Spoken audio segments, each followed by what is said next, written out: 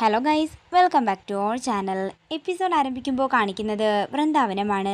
അങ്ങനെ ഓരോന്ന് സംസാരിച്ചുകൊണ്ടിരിക്കുമ്പോൾ അനൂപിന്റെ കയ്യിലേക്ക് അർച്ചന താക്കോല് കൊടുക്കുകയാണ്. അത് കണ്ട് ഒരമ്പരപ്പോടെ അനൂപ് നോക്കുമ്പോൾ അർച്ചന പറയുകയാണ്, ആളെ കണ്ടുപിടിക്കാൻ ഒരിത്തിരി ബുദ്ധിമുട്ടി, പക്ഷെ സച്ചിയേട്ടൻ ക്യാഷ് എല്ലാം കൊടുത്ത് സെറ്റിൽ ചെയ്ത് വണ്ടിയും കൊണ്ട് വന്നിട്ടുണ്ട്.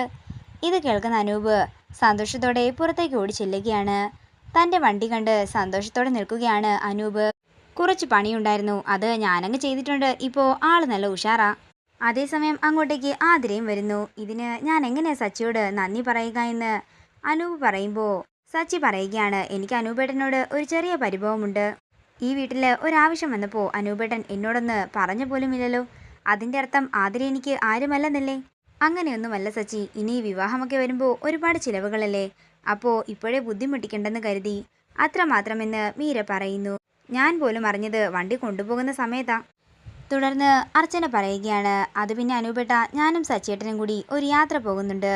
അതിന് ഏട്ടത്തിയെയും ആവണി മോളെയും കൂടി കൊണ്ടുപോയിക്കോട്ടെ. ഇത് കേൾക്കുന്ന മീരയ്ക്ക് സന്തോഷമാവുകയാണ്. അങ്ങനെയുള്ള ചോദ്യങ്ങളൊന്നും വേണ്ട അർച്ചനെ, ഞാനും ആവണി മോളും എന്താണെങ്കിലും വന്നിരിക്കും. ഇത് കേൾക്കുന്ന അനൂപ് പറയുകയാണ്, അതെ, അതിന് എന്നോട് അനുവാദമൊന്നും ചോദിക്കേണ്ട, മോളും മീരയും വന്നോളും. അനൂപേട്ട, എങ്കിൽ പിന്നെ ആതിരയും കൂടി കൊണ്ടുപോയിക്കോട്ടെ എന്ന് അർച്ചന ചോദിക്കുമ്പോൾ അവിടുന്ന് വേറെ ആരൊക്കെ ഉണ്ടെന്ന് മീര ചോദിക്കുന്നു.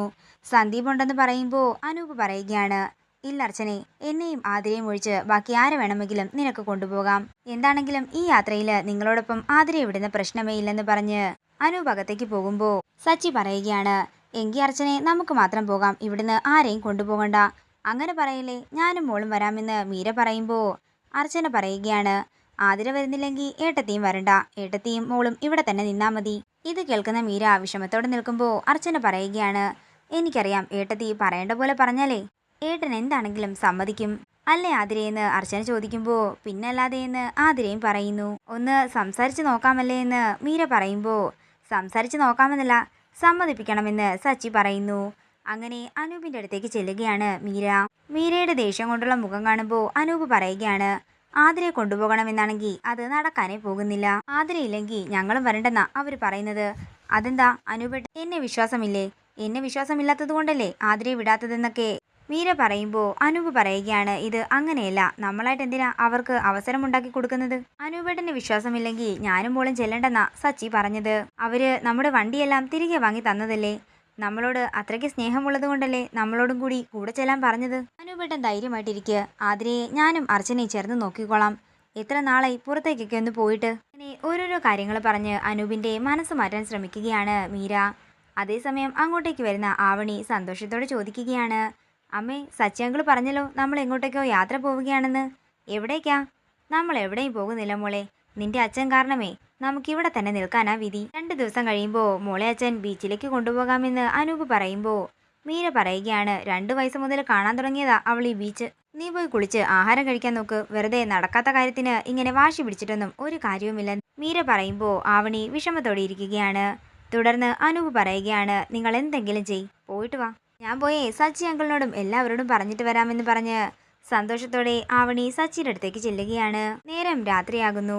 പിന്നീട് കാണിക്കുന്നത് വൃന്ദാവനമാണ്. സച്ചിയും അർച്ചനയും ഇറങ്ങാനൊരുങ്ങുമ്പോൾ വിഷമത്തോടെ നിൽക്കുകയാണ്. തുടർന്ന് സച്ചി പറയുകയാണ്, എടോ, അച്ഛൻ വിഷമത്തോടെ നിൽക്കുകയല്ലേ, താൻ ഇന്ന് വരണ്ട, ഇവിടെ നിന്നോ. ഇത് കേൾക്കുന്ന എല്ലാവർക്കും സന്തോഷമാവുകയാണ്. സച്ചിയോടും മാഷും കമലയും കൂടി നിൽക്കാൻ പറയുമ്പോൾ വേണ്ടെന്നും നാളെ രാവിലെ ഓഫീസിൽ പോകണമെന്നും സച്ചി പറയുന്നു. തുടർന്ന് അങ്ങോട്ടേക്ക് അനൂപും മീരയും കൂടി വരുമ്പോൾ പറയുകയാണ്, ഞാൻ പോകുന്നില്ല, സച്ചിയേട്ടനാ പോകുന്നത്. എങ്കിൽ പിന്നെ സച്ചിക്കും കൂടി ഇന്നിവിടെ നിന്നാ പോരേന്ന് മീര ചോദിക്കുമ്പോൾ സച്ചി പറയുകയാണ്, ചാടിക്കേറി ഓഫീസിൽ പോകണമെന്ന് പറഞ്ഞു പോയല്ലോ, ഇനി എങ്ങനെയാ ഞാൻ അർച്ചനയുടെ കൂടെ ഇവിടെ നിൽക്കുക? നാളെ പോയാൽ പോരെ സച്ചിയെന്ന് മീര ചോദിക്കുമ്പോൾ വേണ്ട മോളെ, സച്ചിക്ക് നാളെ ഓഫീസിൽ പോകേണ്ടതാണെന്ന് മാഷു പറയുന്നു. തുടർന്ന് അനൂപ് പറയുകയാണ്, സച്ചി ഇന്ന് എന്താണെങ്കിലും ഇവിടെ നിൽക്ക്, ഇത്രയും രാത്രിയായില്ലേ. അനൂപേട്ടൻ പറഞ്ഞതല്ലേ, ഞാനിന്ന് എവിടെയും പോകുന്നില്ല, ഇവിടെ തന്നെ നിൽക്കാം. അയ്യോ, മോൻ ഓഫീസിൽ പോകണ്ടേ എന്ന് മാഷു ചോദിക്കുമ്പോൾ അതൊന്നും കുഴപ്പമില്ല, ഞാൻ നാളെ ഇവിടുന്ന് അഡ്ജസ്റ്റ് ചെയ്ത് പോയിക്കോളാമെന്ന് സച്ചി പറയുന്നു. ഇത് കേൾക്കുന്ന മാഷും കമലയും കൂടി ഒരു കള്ളനോട്ടത്തിലൂടെ സച്ചിയെ നോക്കുകയാണ്. അവരെല്ലാവരും സന്തോഷത്തോടെ അകത്തേക്ക് കയറി പോവുകയാണ്. പിന്നീട് കാണിക്കുന്നത് നെല്ലിശ്ശേരിയാണ്. സേതുമാധവന്റെ മുറിയുടെ പുറത്തുനിന്ന് സന്ദീപിന്റെ പേരിൽ വഴക്കുണ്ടാക്കുകയാണ് അവന്തികയും അനഘയും. എടി, ഞാനിപ്പോൾ എന്ത് ചെയ്യാനാ? നിങ്ങൾ രണ്ടുപേരും ഒന്നിക്കണമെന്ന് തന്നെയാ എന്റെയും ആഗ്രഹം. പക്ഷേ അച്ഛനിപ്പോൾ ഈ കാര്യത്തെക്കുറിച്ചൊന്നും ചിന്തിക്കുന്നില്ല. ആണെങ്കിലും സന്ദീപിനെയും നിന്നെയും ഞങ്ങൾ ഒരുമിപ്പിച്ചിരിക്കും. അത് ഞാനും അച്ഛനും കൂടി എടുത്ത തീരുമാനമാണ് എന്നൊക്കെ അവന്തിക പറയുമ്പോൾ ഇതൊക്കെ കേട്ട് ഞെട്ടലോടെ നിൽക്കുകയാണ് സേതുമാധവൻ. എന്താണെങ്കിലും ഞാൻ ഒരിക്കലും അച്ഛനോട് ഇനി നിന്റെയും സന്ദീപിന്റെയും കാര്യം പറയില്ല. അച്ഛനായിട്ട് തന്നെ ഒരു തീരുമാനമെടുക്കട്ടെ. ഇതൊക്കെ കേട്ട് സ്തബ്ധനായി നിൽക്കുകയാണ് സേതുമാധവൻ. പിന്നീട് കാണിക്കുന്നത് വൃന്ദാവനമാണ്.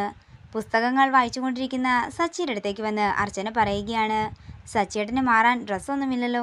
അതൊന്നും കുഴപ്പമില്ലടോ, നാളെ രാവിലെ എഴുന്നേറ്റ് പോകാനുള്ളതല്ലേ. എടോ, തനിക്ക് പ്രണയമൊന്നുമില്ലെന്നല്ലേ പറഞ്ഞത്?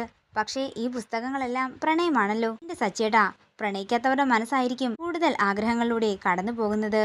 ഓരോ പുസ്തകങ്ങൾ വായിക്കുമ്പോഴും തനിക്ക് വരാൻ പോകുന്ന ജീവിത പങ്കാളിയെക്കുറിച്ച് അവർക്ക് ഓരോരോ ങ്ങളൊക്കെ ഉണ്ടാകുമെന്ന് അർച്ചന പറയുമ്പോൾ സച്ചി പറയുകയാണ്, അയ്യോ മൂർഖൻ പാമ്പിനെയാണല്ലോ ഞാൻ കയറി ചവിട്ടിയത്. അങ്ങനെ അവർ സന്തോഷത്തോടെ ഓരോരോ കാര്യങ്ങൾ സംസാരിച്ചു കൊണ്ടിരിക്കുകയാണ്. നേരം പുലർച്ചെയാകുന്നു. പിന്നീട് കാണിക്കുന്നത് അടുക്കളയിൽ ജോലി ചെയ്യുന്ന അർച്ചനയാണ്. സച്ചേട്ടന് ഓഫീസിൽ പോകണ്ടെന്ന് പറഞ്ഞിരുന്നെങ്കിൽ നമുക്കും അവരുടെ ഒപ്പം ക്ഷേത്രത്തിലേക്ക് പോകാമായിരുന്നു എന്ന് പറഞ്ഞ് തിരിയുന്ന അർച്ചന കാണുന്നത് ഒരു കൈലിമുണ്ടും ബനിയനും തോർത്തുമൊക്കെയായിട്ട് നിൽക്കുന്ന സച്ചിയാണ്. സച്ചിയുടെ വേഷം കണ്ട് പൊട്ടിച്ചിരിക്കുകയാണ് അർച്ചന. അയ്യോ, ഇതെന്ത് വേഷമെന്ന് ചോദിക്കുമ്പോൾ സച്ചി പറയുകയാണ്, ഈ മുണ്ട് അനൂപേട്ടൻ്റെയാണ്, ബനിയൻ അച്ഛൻ്റെയാണ്, പക്ഷേ ഈ തോർത്താരുടെയാണെന്നറിയില്ല. എങ്കിലേ ഈ വേഷം അങ്ങ് സ്ഥിരമാക്കിക്കൊള്ളാൻ അർച്ചന പറയുമ്പോൾ മിക്കവാറും സ്ഥിരമാക്കേണ്ടി വരും, ഇവിടെ എനിക്കിടാനൊന്നുമില്ലല്ലോ എന്ന് സച്ചി പറയുമ്പോൾ സച്ചിയെ നോക്കി പൊട്ടിച്ചിരിക്കുകയാണ് അർച്ചന. ഇതോടുകൂടി ഇന്നത്തെ എപ്പിസോഡ് ഇവിടെ തീരുകയാണ്. വീഡിയോ ഇഷ്ടമായെങ്കിൽ മറക്കാതെ ലൈക്ക് ചെയ്യുക, ഷെയർ ചെയ്യുക, കമൻറ്റ് ചെയ്യുക. കൂടുതൽ സീരിയൽ അപ്ഡേറ്റ്സിനായി മറക്കാതെ സബ്സ്ക്രൈബ് ചെയ്യുക നയൻസ് ക്രിയേഷൻസ്.